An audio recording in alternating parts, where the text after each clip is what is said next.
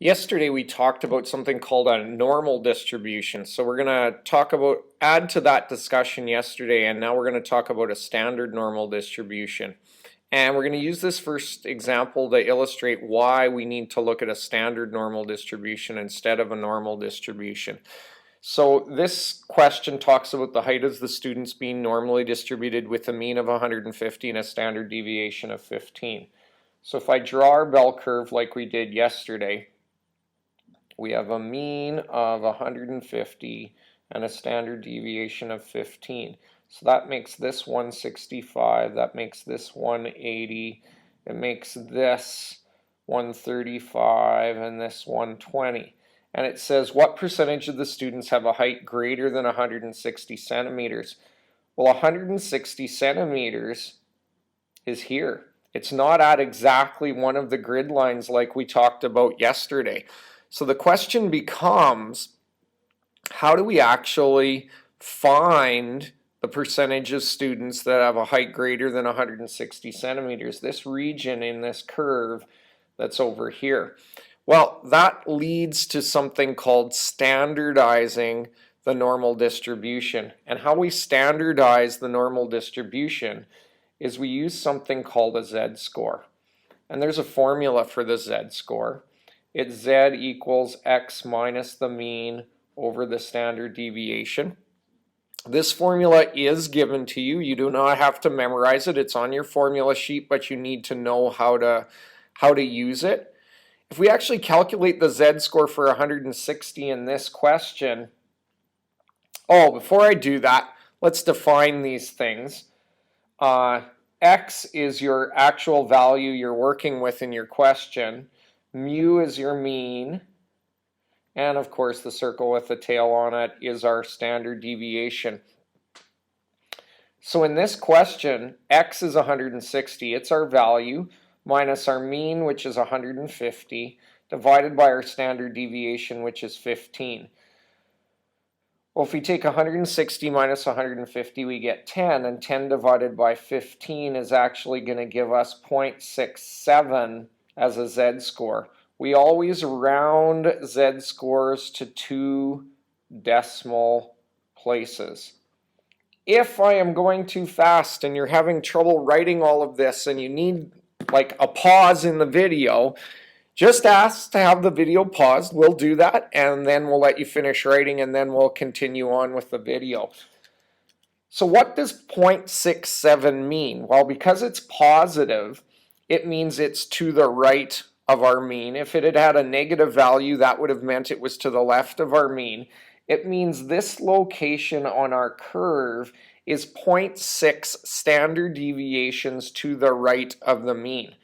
So what do we do with this number to help us figure out this percentage of data under the curve? We're going to talk about that in a few other questions in a minute. What we want to worry about first of all is we want to worry about that you realize what this z-score formula is and how to use it. So we're going to do a couple more questions to discuss z-scores. So the next question says we have a mean daily temperature of 3.5 degrees with a standard deviation of 6.75 in Calgary. In Regina, the mean is 3.1 and the standard deviation is 10.6. Tells us today's temperature is 12 in Regina and 11 in Calgary. It says which city had the better than average day. Well, to remember, to measure a distance from the mean, we have to know a standard deviation. In this case, if we figure out a z-score for Calgary and we figure out a z-score for Regina, we're going to be able to put that on a bell curve like this and decide who's better than the average, who's further away from the average. So remember, we are going to have to use our z-score formula, and we are going to have to input the information that we have. Today in Calgary, it says the temperature is 11. The mean temperature in Calgary is 3.5, and the standard deviation is 6.75. In Regina, the temperature today was 12. The mean temperature is 3.1. and the standard deviation is 10.6. So if you're doing this on your calculator, I'm just going to show you what's going on here. Some people make some errors. If you want to try and calculate this all at once, I would advise against it. What I would advise you do is you go 11 minus 3.5, hit enter, get your 7.5, then divide it by 6.75, and you get a z-score rounded to 2 decimal places of 1.11. If we do the same thing for Regina, what we're going to do is we're going to take 12 minus 3.1, hit enter. That gives us 8.9.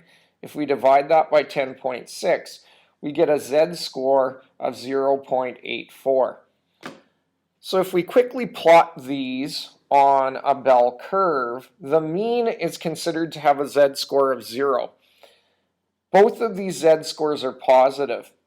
I have positive 0.84 for Regina, and I have positive 1.1 for Calgary. So who had a better than average day? Who was further from the average? Well, in this case, Calgary had a better than average day. Even though all the temperatures were different, the means were different, the standard deviations were different, by calculating a z-score, it's a way of comparing two things, or more than two things, that have similar qualities. In each case, these have temperatures in them, but the data is actually different. Okay, couple more things with z-score. Sometimes what they're going to do is they're going to give you information and ask you to solve for one of the values or variables in the z-score formula. So in this next question, I'm going to write out the z-score formula, and then we are actually going to start filling some things in and solve for what's missing.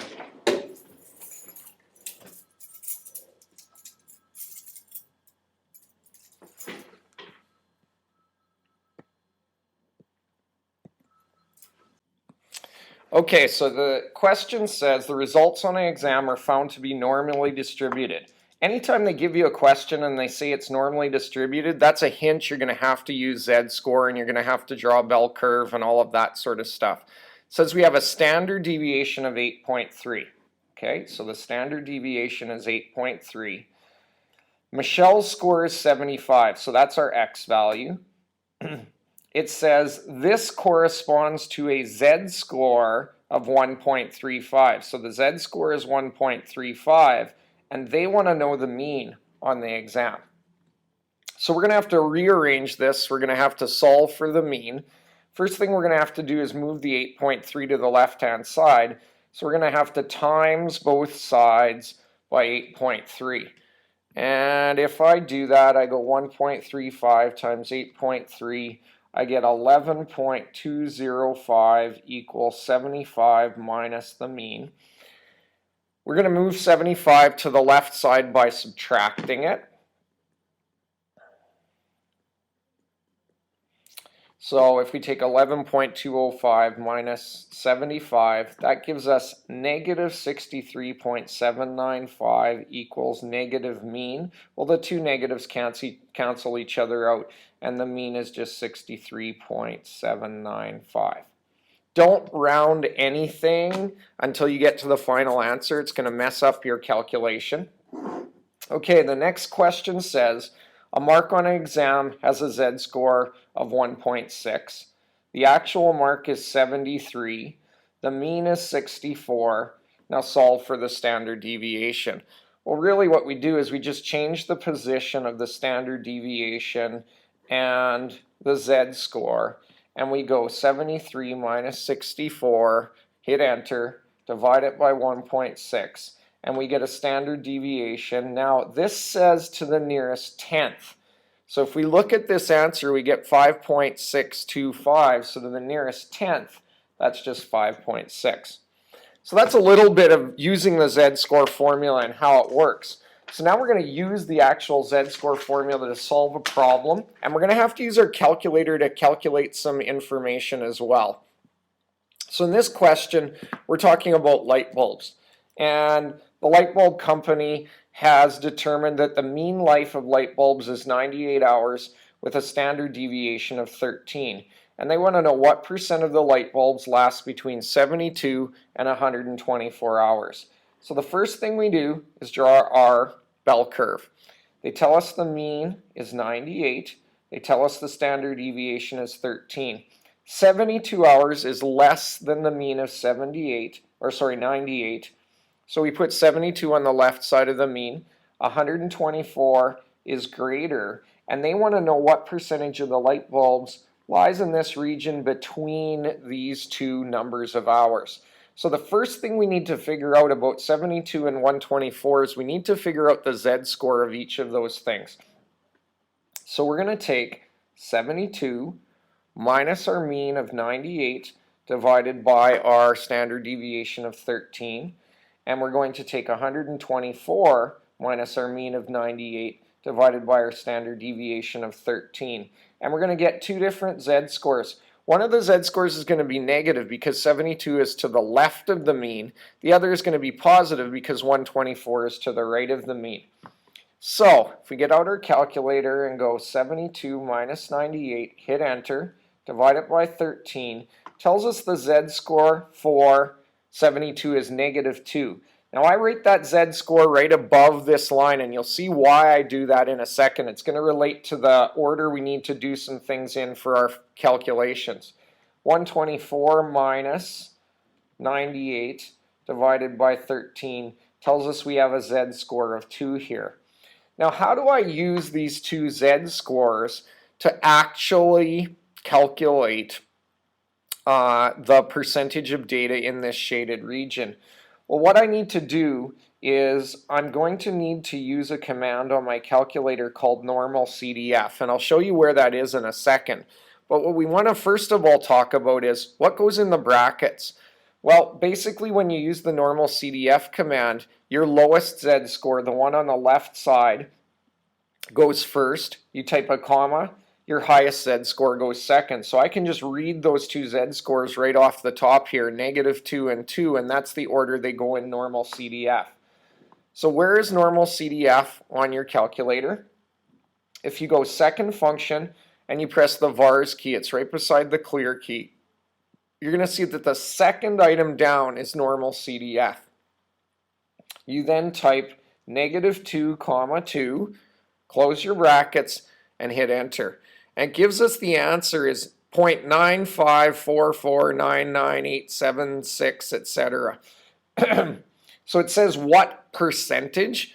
Well, if we multiply this by 100, that's going to tell us our percentage is 95.45%. We always round to 2 decimal places unless we are told otherwise. If we look at the second part of this question, we still have the same mean of 98 and the same standard deviation of 13, but now it wants to know how many light bulbs will last more than 111 hours. So we have to figure out the z-score for 111. So we're going to go 111 minus 98 divided by 13. So 111 minus 98, hit enter, divided by 13 gives us a z-score of 1. Now, in these first two examples, we got z-scores that were whole numbers. They're not always whole numbers. Sometimes they will have decimals. Remember, your z-score needs to be rounded to 2 decimal places. Now, to use normal CDF, I need 2 z-scores. Well, what you need to know is that when we extend all the way to the right, the highest z-score on the far right-hand side here is 5. If we had extended all the way to the left, the lowest z-score on the far left side is negative 5. So the 2 z-scores we want to use are between 1 and 5. So we take out our calculator, we go second function vars, we choose number 2, which is normal CDF. We want normal CDF between 1 and 5, and if we look at this, we get an answer of 0.1587, which equates to 15.87%. Okay, one other example before we get you working on an assignment here. We're going to look at the mean height of police officers. In this case, we've looked at 700 police officers. They have a mean height of 175 centimeters and a standard deviation of 8 centimeters. This time they want to know how many officers, not the percent, but how many actual officers have a height between 167 and 173. So if I draw this on my bell curve, my mean is 175, my standard deviation is 8. If I look at 167 and 173, they are both below my mean. And they want to know the number of officers that are in here. So I need to calculate the Z-score for each number of officers. So I take 167 minus 175 divided by 8, and I take 173 minus 175 divided by 8. And when I do that, 167 minus 175, hit enter, divide it by 8, I get a Z-score of -1 for 167. And if I go 173 minus 175 divided by 8, I get a Z-score of -0.25 for 173. So now I have to use normal CDF. I have to take my two Z-scores. Remember, you always go from left to right, the lowest and then the highest. On our calculator, when we go normal CDF of -1, -0.25, we find out that we get this big, huge, long decimal number, which is a percent. But in this question, they don't want to know the percent. They want to know how many officers there are. So I've got 0.242638, etc. If about 24.26% of the officers have a height between 167 and 173, then I need to times this by 700 to find out how many officers there are. And you don't round this number, you use the whole number, and you get 169.84. Well, we have to think about this. Is it possible to have 169.84 officers? No, you can only have a whole number of officers. So we do what's called truncating. We do not have enough of an officer to make a 170th officer. So we have the last whole number of officers we have is 169. Last problem they want us to look at is they want us to look at how many officers have a height below 155 centimeters. So we have to figure out the Z-score for 155. If we do that on our calculator, we get -2.5. Remember, on the far left side, our Z-score is -5. So we are going to do on our calculator normal CDF between -5 and -2.5, and we get 0.006209. But the number of officers, well, we have to times that by 700, and that tells us we get 4.34, which means 4 officers are actually shorter than 155 centimeters. Folks, there's really only a couple of ways we can ask statistics questions. We can either ask them where we're talking about values between a certain range, like 167 and 173, or we're talking about going all the way to the left or all the way to the right. So you should know what kind of questions are going to show up on your exam. They're similar to this. All I do is change the situation and change the numbers that are in the question. Okay, so last thing we need is we need an assignment. So what you're going to do is you're going to turn to page 123 in your textbook, and I would like you to please do questions 1 to 9. Thanks a million.